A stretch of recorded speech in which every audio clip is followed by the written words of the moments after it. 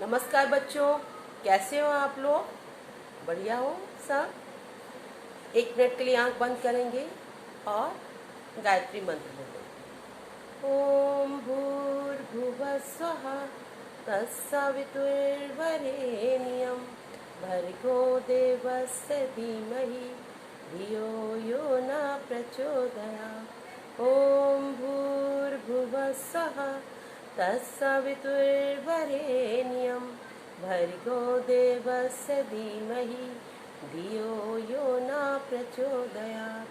ओम भूर्भुवः स्वः तत्सवितुर्वरेण्यं भर्गो देवस्य धीमहि धियो यो न प्रचोदयात्।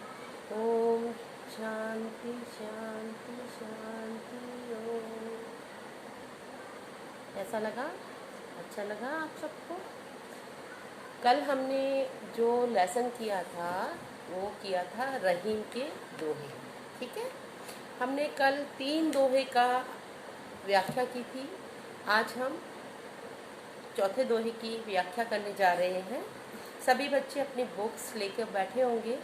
पेज नंबर 114, रहीम के दोहे। 4th है, यह रहीम निज संग ले जन्मत जगत न कोय, बैर प्रीति अभ्यास जस होत होत ही होय। इसका मतलब क्या है? प्रस्तुत दोहे में रहीम जी ने प्रेम और अभ्यास को मेन बताया, विषय बताया कि अगर आप किसी चीज़ से प्यार करते हो, उस पर विश्वास रखते हो, तो वो आपके साथ साथ बढ़ती जाती है, यानी कि विकसित होती जाती है।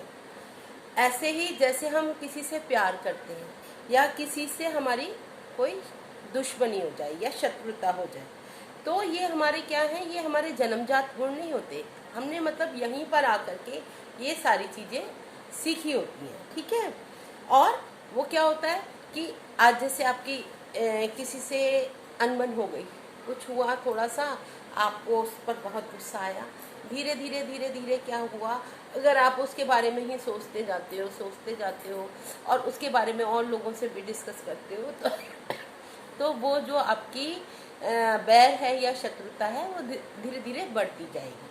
ऐसे ही अगर आप आज आप किसी से मिले, आपको वो बहुत अच्छा लगा, धीरे धीरे क्या है, आप उसके पास जाना चाहोगे, उससे बात करना चाहोगे, उससे मिलना चाहोगे, तो ये क्या होगा, आपके अंदर क्या हो रहा है, प्रेम का संचार हो रहा है। मतलब वो भी धीरे धीरे इनका दोनों चीज़ों का विकास होता है। व्यक्ति की दूसरे व्यक्ति या व्यक्ति के मतलब दूसरे लोगों को स्वीकार करना, मतलब ये मेरा है या ये बहुत अच्छा है या ये बहुत बुरा है, ये साथ साथ क्या होता है, समय के साथ साथ बढ़ता जाता है। मतलब सीखते जाते हैं हम कि हाँ ये बहुत, जिसकी भावना जिस हिसाब से हो जाती है, चाहे वो अच्छी हो या बुरी हो, तो वो धीरे धीरे क्या होता है, बढ़ता जाता है। ऐसे ही अगर हम कोई भी काम करते हैं, किसी भी तरह का कोई भी काम करते हैं, तो हम उसमें निरंतर प्रयास करते हैं, तो हमारा जो कौशल है, जो हमारी स्किल है, वो धीरे धीरे बढ़ती जाती है।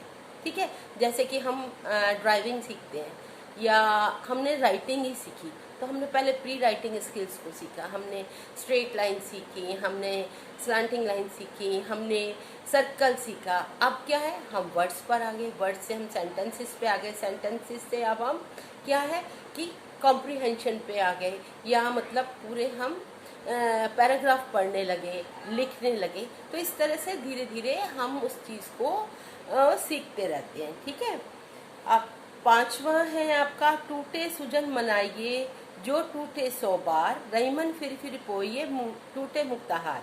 वो कहते हैं कि अगर हमारा कोई बहुत प्रिय है या बहुत अच्छा व्यक्ति है, तो बाई चांस या किसी वजह से अगर वो हमसे गुस्सा भी हो जाता है या हमसे नाराज़ हो जाता है या हमसे दूर हो जाता है, तो हमें किसी भी हाल में कुछ भी करके उसको बना लेना चाहिए, उसको अपना बना लेना चाहिए। वो कहते हैं कि जैसे कि अगर एक मोतियों की माला है, अगर वो टूट जाती है तो हम मोतियों को फेंकते हैं क्या? नहीं फेंकते ना, हम उन मोतियों को फिर दोबारा से पिरोते हैं, फिर दोबारा से माला बना लेते हैं।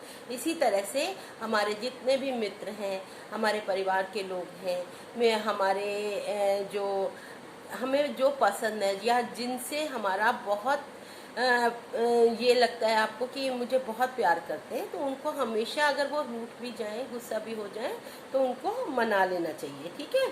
फिर 6 है आपका, काज परे कुछ और है, काज सारे कुछ और, रहीमन भावर के भय नदी से रावत मोर। वो कहते हैं मनुष्य का व्यवहार बहुत ही विचित्र है, मतलब जो इंसान है उसका व्यवहार जो है अजीब है।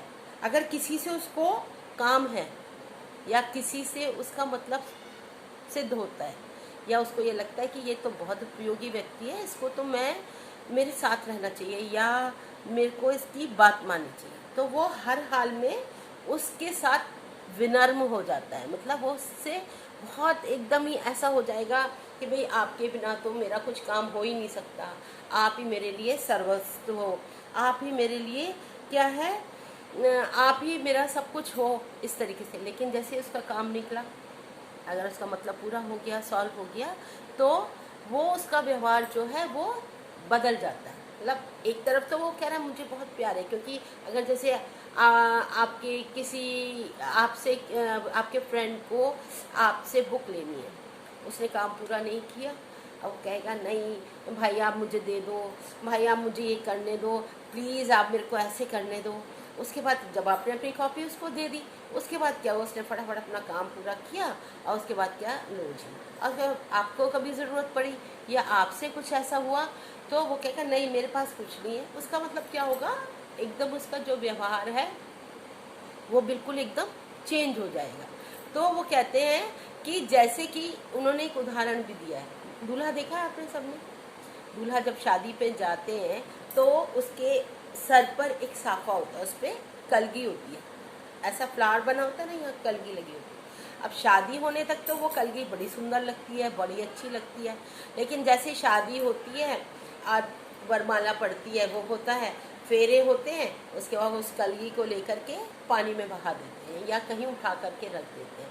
तो वो कहते हैं कि मनुष्य का व्यवहार ऐसा ही है, ठीक है।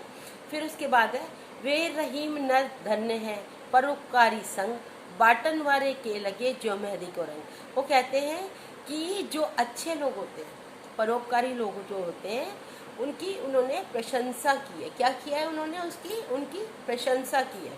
कहते हैं जो व्यक्ति अपने शरीर से दूसरों का भला करते हैं, मतलब जो दूसरों के लिए अच्छा काम करते हैं, तो उन्हें अपने आप ही यश प्राप्त हो जाता है। उन्हें ये दिखाने की ज़रूरत नहीं होती कि मैंने ये किया, मैंने वो किया, मैं ऐसा, मैं वैसा, क्योंकि वो अपनी उनकी भावना ये होती है कि मैं जो भी कुछ कर रहा हूँ वो बहुत अच्छा कर रहा हूँ। तो वो क्या होता है, जैसे कि अब कोई इंसान, जैसे हम आपने देखा होगा मेहंदी लगाते हैं, मेहंदी लगाने वाली है या मेहंदी बांटने वाले हैं, जो मेहंदी अगर हम देते हैं दूसरे के हाथ पे भी लगाते हैं, तो हमारे हाथों में भी खुद ब खुद वो मेहंदी का रंग आ जाता है। तो जो परोपकार करते हैं, अच्छे व्यक्ति हैं, उनको यश अपने आप ही मिल जाता है। उनको किसी से ये कहने की ज़रूरत नहीं होती कि आप मेरे लिए ये काम करो, भगवान उनको वैसे ही उनका सारा काम कर देते हैं, ठीक है। आज हमने 4th, 5th, 6th, 7 4 दोहे किए हैं। इसकी व्याख्या आप अच्छे से सुनो, कॉपी में इसके जो लिखना है, व्याख्या प्रसंग सहित व्याख्या आपको लिखना है चारों की।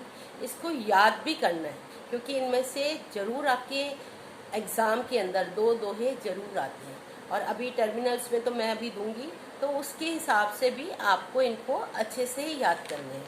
इसके साथ हम इसकी एक्सरसाइज है पाठगत प्रश्न 5.1 5.1, उसमें सही गलत का लिखना है। शतरंज, सही गलत का आपको बताना है। शतरंज में प्यादे की चाल तिरखे खानों वाली होती है। प्यादा कैसे चलता है, तिरखा चलता है? नो, कैसे चलता है, सीधा चलता है, ठीक है। कोई भी प्यादा आखिरी खाने में पहुंचकर उसी मोहर के समकक्ष हो जाता है, सही है। सामान्यतः व्यक्ति आकस्मिक रूप से महत्व पाकर घमंडी हो जाता है, मैंने बताया ना, तो ये सही कथन है आपका, ठीक है। दीपक बालने को दिया बढ़ाना कहा जाता है। दीपक बालना, बालना मतलब जलाना, और बढ़ाना मतलब क्या है, समाप्त हो जाना। तो क्या कहेंगे इसको, दीपक बालने को दिया बढ़ाना कहा जाता है, ये रॉन्ग है। कुपुत्र बड़ा होने पर भी अत्यंत दुख देता है। सही बात है, अगर किसी का बेटा खराब है तो वो धीरे बड़ा होने के बाद भी वो बहुत ही ज़्यादा उसको दुख देता है। फिर उसके बाद है, जब कोई शब्द एक से अधिक अर्थ देता है तो वहाँ अनुप्रास अलंकार नहीं होता है, नहीं। ठीक है। अच्छा, इसके बाद हम चलते हैं, ये भी सही गलत है 5.2 में, आंखों से निकले आंसू व्यक्ति के मन के दुख को व्यक्त कर देते हैं। सही बात, कल मैंने समझाया था, जो आंसू जो होते हैं वो हमारे मन की व्यथा को बता देते हैं। आंखें मानव देह रूपी घर के दो दरवाजे, ये हमारे जो हैं, ये हमारे शरीर के दो दरवाजे हैं। इनसे हमारे बहुत कुछ पता लग जाता है, आंखों से हम बहुत कुछ समझ जाते हैं। ठीक है। फिर राम की लंका के सारे भेद उनके गुप्तचरों ने बताए थे, ना कि विभीषण ने। किसने बताए थे? लंका के सारे भेद किसने बताए थे? रावण के भाई विभीषण ने बताए थे ना। घर का भेदी लंका ढाए, तो क्या है, ये विभीषण ने बताए थे। ये जो है गलत है। प्रेम साथ रहने से उत्पन्न होता है। सही बात है। वैर जन्मजात होता है, नहीं। वैर कभी भी किसी भी उससे, कोई हम पैदा होते हैं, हम गुस्सा होकर थोड़ा ना पैदा होते हैं, या हम किसी से ऐसे करके थोड़ा ना पैदा होते हैं। फिर किसी क्षेत्र में सतत श्रेष्ठ प्रदर्शन से व्यक्ति को यश प्राप्त होता है। सही बात है। ठीक है। व्यक्ति के हृदय के दुख को कौन व्यक्त करता है? कौन करता है? हमारी आंखें व्यक्त करती हैं। विभीषण लंका से निकाले जाने पर किसकी शरण में गया था? किसकी शरण में गया था? रामचंद्र जी की शरण में गया था। परस्पर साथ रहने से कौन से भाव उत्पन्न होते हैं?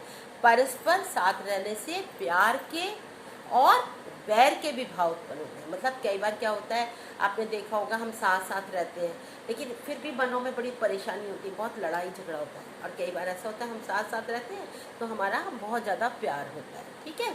अब ये जो है 5.3 जो है, उसके आगे भी आपको हाँ और नहीं में आंसर देना है, सही गलत बताना है।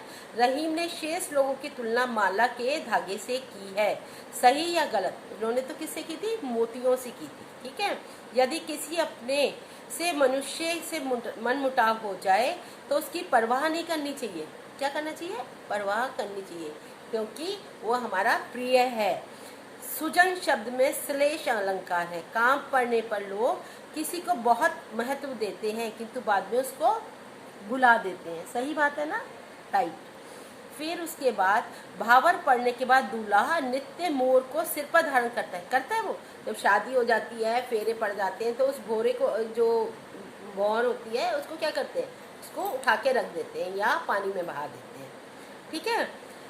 परोपकारी मनुष्य दूसरों का भला करने के साथ साथ अपने अस्तित्व को भी सार्थक करता है। सही बात है। मेहंदी बांटने वालों के हाथों में भी रच जाती है। सही बात है। अगर हम मेहंदी देंगे या लगाएंगे तो हमारे हाथों में तो मेहंदी लगेगी।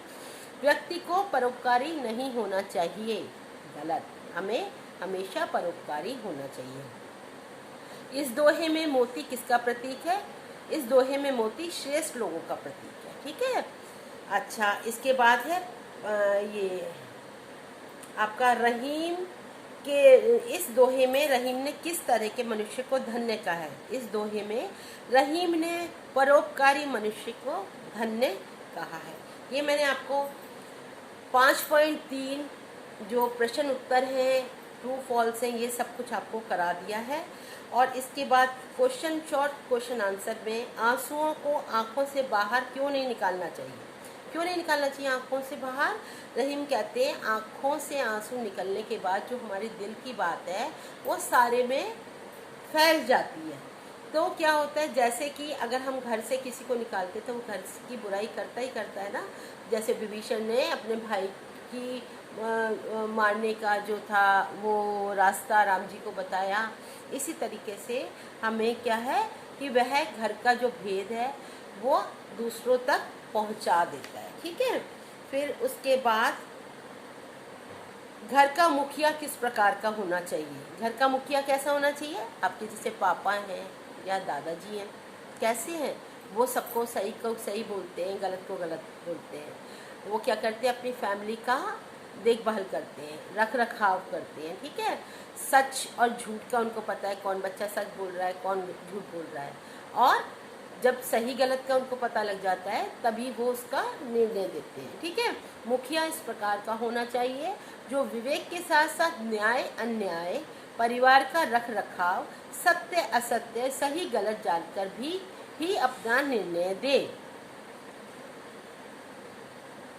रहीम की कविता की क्या विशेषता, कैसी कविताएं लिखते थे वो, भगवान के प्रति उनकी भक्ति थी, ठीक है, और जो एक नीति के अनुसार, मतलब जो सही है वो सही है, ऐसा नहीं है कि वो गलत बातों को भी अपनी कविताओं में लिखते थे। और एक श्रृंगार रस होता था, बड़े सुंदर सा होता था, एक लय होती थी, एक के साथ एक शब्द जो है जुड़े हुए होते थे। ऐसा लगता था जैसे अगर हम, आप जैसे मैं आपको व्याख्या समझा रही हूँ तो आपको ऐसा लगेगा जैसे कि आप बिल्कुल सामने इस चीज़ को देख रहे हो। इसको बहुत सुंदर जो ये है पद हैं, इनको आप याद करो। जैसे 10th में कितने सारे बच्चों ने कितने सारे दोहे याद थे, इवन आप वहाँ पर आर्मी हाउस में भी सुना कर आए थे, याद है ना सबको। तो वो आप अच्छे से याद करो इनको दोहों को, इसकी प्रसंग सहित व्याख्या याद करो, अपने शब्दों में लिखो। बाकी मैं मार्क करके भेजती हूँ आपको सारी चीज़ें, और ट्रू फॉल्स जो हैं वो सारे अपनी कॉपीज़ में लिखो। खूब मेहनत करो, खूब स्वस्थ रहो, खुश रहो। Okay, bye bye, see you, have a good day.